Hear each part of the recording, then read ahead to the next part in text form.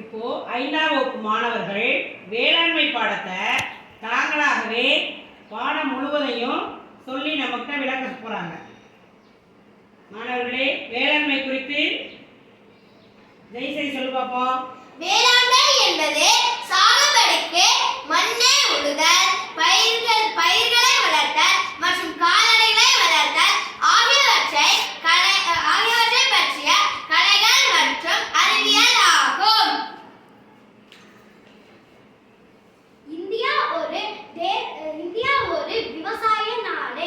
நமது தேசிய வருமானத்தில் 1/3 விவசாயத்தில் இருந்து கிடைக்கிறது. வேளாண் வளர்ச்சி நம் நாட்டின் பொருளாதாரத்தில் முக்கிய பங்கு வகிக்கின்றது.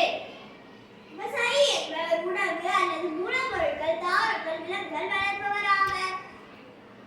இந்தியா விவசாயிகள் நிலம் என்று அழைக்கப்படுகிறது.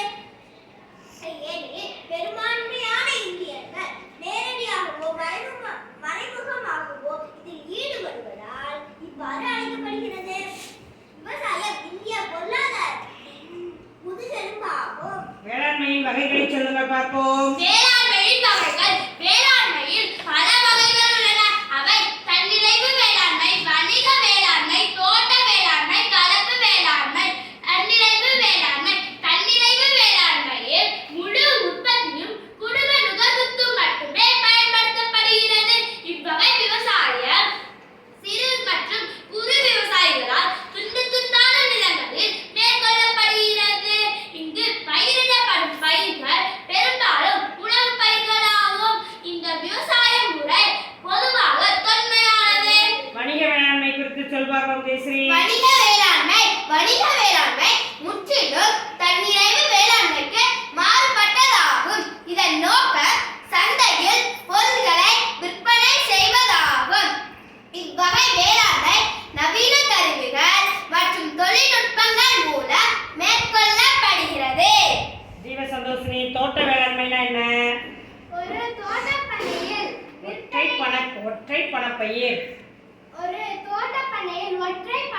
விற்பனைக்காக வளர்க்கப்படுவது தோட்ட வேளாண்மை ஆகும். எடுத்துக்காட்டு தேயிலை, ரப்பர், காபி. கலப்பு வேளாண்மை குறித்து சொல்லுங்க பாப்பா. அடுத்து கலப்பு வேளாண்மை என்பது பயிர்களை பயிரிடுவதோடு மட்டுமல்லாமல் விலங்குகளை வளர்ப்பதையும் குறிக்கிறது.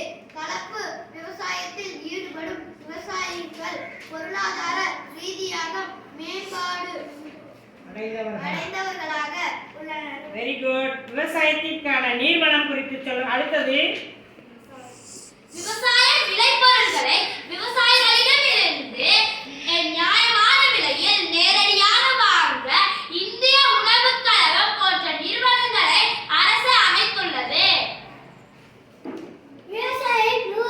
விவசாயிகளுக்கும் நுகர்வோருக்கும் இடையிலான இடைத்தரகர்களை நீக்கி விவசாயியின் பலன் பெற தமிழக அரசு உழவர் சந்தையை அறிமுகப்படுத்தியுள்ளது. விவசாயத்திற்கான நீர்ப்பாசனம் குறித்து சொல்லுவாப்பா சிவானி. விவசாயத்திற்கான நீர்வளம் தமிழகத்தில் பாயும் பெரும்பாலான நதிகள் பருவகால நதிகள் ஆகும். தாமிரபரணி மட்டுமே வற்றாத நதியாகும். வடகிழக்கு மற்றும் தென்மேற்கு பருவமழையின் மூலம் தேவையான தண்ணீரை தமிழகம் பெறுகிறது. விவசாயம் பெரும்பாலும் நிலத்தடி நீரை சார்ந்தே நடைபெறுகிறது. Very good. மத்திய நிலத்தடி நீர் வாரியம் நிலத்தடி நீரை மற்றும் தன்மையை தொடர்ந்து கண்காணித்து வருகிறது. நீர்ப்பாசனம் குறித்து நீர்ப்பாசனம் என்பது வேளாண் உற்பத்திக்காக நிலத்திற்கு நீர் செயற்கையாக பாய்ச்சப்படுவது நீர்ப்பாசனம் ஆகும். நீர்ப்பாசனத்தின் வகைகள்: கிணற்று நீர்ப்பாசனம், வாய்க்கால் நீர்ப்பாசனம், சொட்டு நீர்ப்பாசனம், தெளிப்பு நீர்ப்பாசனம். சிறப்பு. கிணற்று நீர் பாசனத்தை சொல்லு பாப்போம் யோகியா. கிணற்று பாசனம் தமிழகத்தில் கிணற்று பாசனம் பல தலைமுறைகளாக மேற்கொள்ளப்பட்டது வருகின்றது. இவ்வகை பாசனம் மிக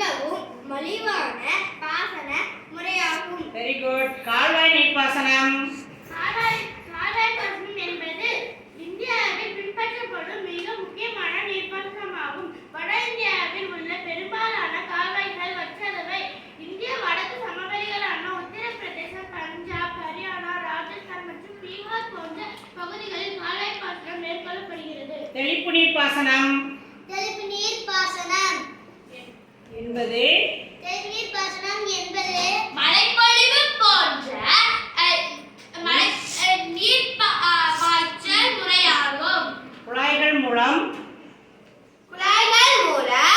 தெளிப்பான்கள் வழியாக நீர் நீர் மழை போன்று தெளிக்கப்படுகிறது. சொட்டு நீர் பாசனம் சொட்டு நீர் பாசனம் என்பது ஒரு வகையான நுண் பாசனம் என்ற முறையாகும். இம்முறையான நீர் பாசனம் நீர் மற்றும் மண் ஊட்டச்சத்துக்களை சேமிக்கிறது. குழாய்கள் மூலம் இம்முறையில் நீரானது குழாய்களின் மூலம் தாவரங்களின் வேர்களில் மெதுவாக சொட்டும்படி அமைக்கப்பட்டுள்ளது. குழாய்கள் மண்ணின் மேற்பரப்பில் அல்லது மண்ணிற்கு அடியில் கீழே புதைக்கப்பட்டிருக்கும். இதனால் நீர் ஆவியாக மாறுவது குறைகிறது. நீர் ஆவியாவது குறைகிறது. பசுமை புரட்சி என்பது புதிய வகை பூச்சிக்கொல்லி மற்றும் விவசாய முறைகளில் பயன்படுத்த பயிர் உற்பத்தியில் மகசூல் அதிகரிக்க கொண்டு வந்த ஒரு செயல்முறையாகும். விதைகள் மற்றும் பூச்சிக்கொல்லிகள். அடுத்தது தமிழ்நாட்டை சேர்ந்த டாக்டர் எம்.எஸ். சுவாமிநாதன் தமிழ்நாட்டில் இந்தியாவின் பசுமை புரட்சி தந்தை என்று அழைக்கப்படுகிறார். பசுமை புரட்சியின் தந்தை என்பவர் யார்? Doctor MS. Swaminathan. Very good. கால்நடை வளர்ப்பு என்பது வேளாண்மையின் ஒரு பிரிவாகும். இறைச்சி, உரோமம், பால், முட்டை மற்றும் பிற பொருட்களுக்காக விலங்குகள் வளர்க்கப்படுகின்றன. தோட்டக்கலை என்பது பழங்கள், காய்கறிகள், பூக்கள் அல்லது அலங்கார தாவரங்கள் வளர்ப்பது பற்றிய கலை அல்லது அறிவியல் ஆகும். தமிழ்நாட்டில் உள்ள பயிர்கள் தமிழ்நாடு வெவ்வேறு வேளாண் காலநிலைகள் மற்றும் மாறுபட்ட மண் வகைகளை கொண்டுள்ளது. இது பழங்கள், காய்கறிகள், பூக்கள், தோட்டப்பயிர்கள், மருத்துவ மற்றும் நறுமண தாவரங்களின் உற்பத்திக்கு ஏற்றதாகும். தமிழ்நாட்டில் தோட்டக்கலை வேகமாக வளர்ந்து வரும் விவசாய துறையாகும். இதுல மசாலா பொருள் விடுபட்டுருச்சு. அடுத்தது நெல் அதிகமான பகுதிகளில் பயிரிடப்படுகிறது. ஏனெனில் அரிசி நமது மாநிலத்தின் முக்கிய உணவாகும். அரிசி, மக்காச்சோளம், சோளம், கம்பு, கேழ்வரகு மற்றும் பருப்பு வகைகள், கடலை பருப்பு, துவரம் பருப்பு, பச்சை பயிறு, உளுந்தம் பருப்பு மற்றும் கொள்ளு பயிறு ஆகியவை முக்கிய உணவு பயிர்கள். Very good. பணப்பயிர்களில் பருத்தி, கரும்பு, எண்ணெய் வித்துக்கள், காபி, தேயிலை, ரப்பர், தேங்காய், எள் மற்றும் மிளகாய் ஆகியவை அடங்கும். மாம்பழம் மற்றும் வாழைப்பழம் தமிழ்நாட்டில் முன்னணி பழம் ஆகும். பழப்பயிர்கள் ஆகும். மல்லிகை, சாமந்தி பூ, செவ்வந்தி பூ மற்றும் ரோஜா ஆகியவை தமிழ்நாட்டின் வளர்க்கப்படும் முக்கிய பூ வகைகள் ஆகும்.